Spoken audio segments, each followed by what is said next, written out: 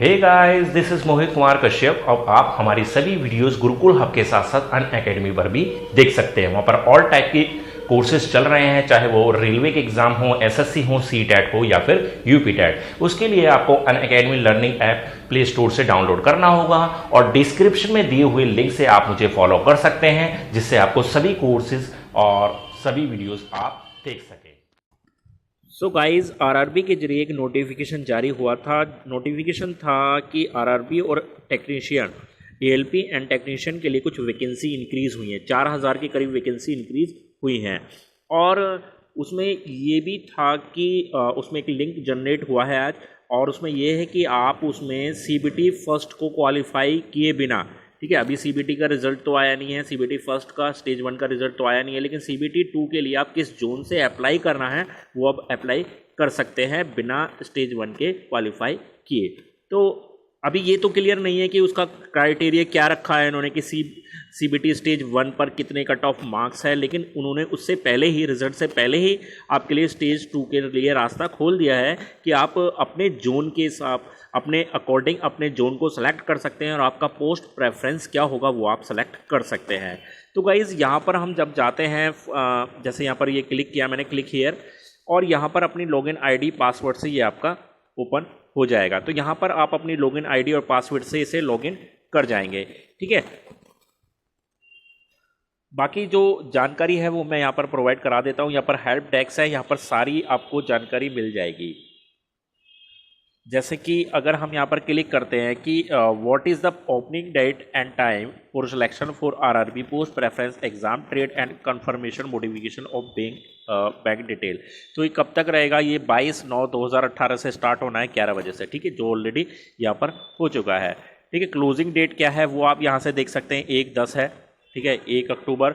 और where can I see the vacancy details of RRB, तो उसके लिए भी इन्होंने पूरी डिटेल दी है, ठीक है। Click on vacancy detail button on the top right hand corner in home page, ठीक है। 2 button summary of vacancy in all RRB and RRB wise detail vacancy are displayed, ठीक है। तो वो सब आप देख लीजिए, वो कोई इतना बड़ा इश्यू नहीं है।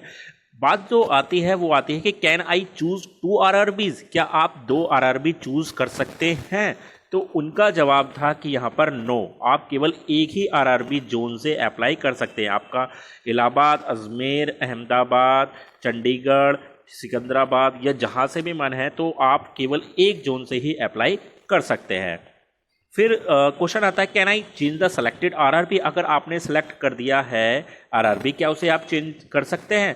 तो इनका जवाब है once submitted candidate can not change the RRB, अगर आप इसको सबमिट कर देते हैं तो अब आप इसको चेंज नहीं कर पाएंगे। Clear guys? तो इसलिए सोच समझकर आरआरबी सेलेक्ट करें। अच्छा, आरआरबी आपको कौन सा जोन सेलेक्ट करना है इसके बारे में मैं आपको बताऊं।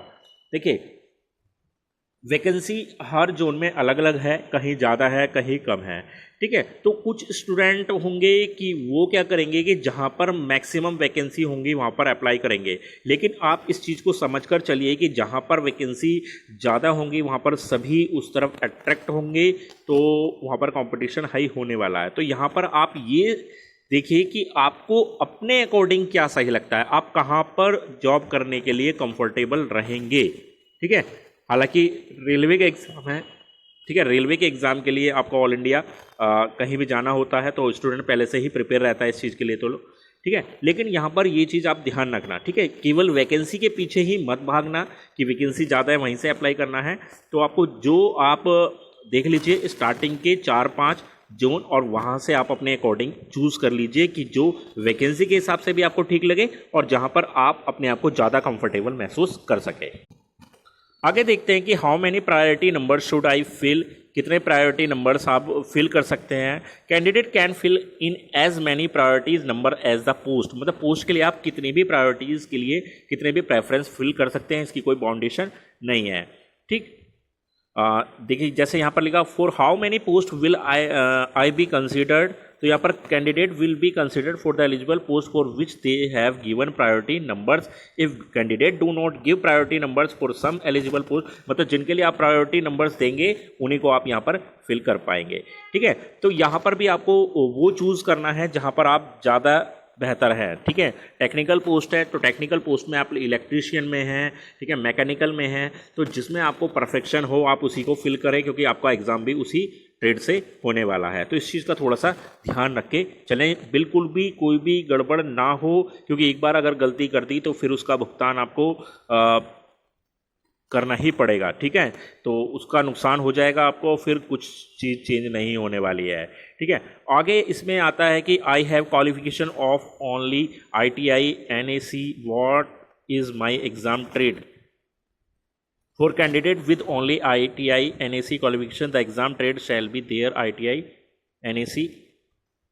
NAC trade given in the application and can not be change. तो ये भी आपका चेंज नहीं होगा, ध्यान देने वाली बात है।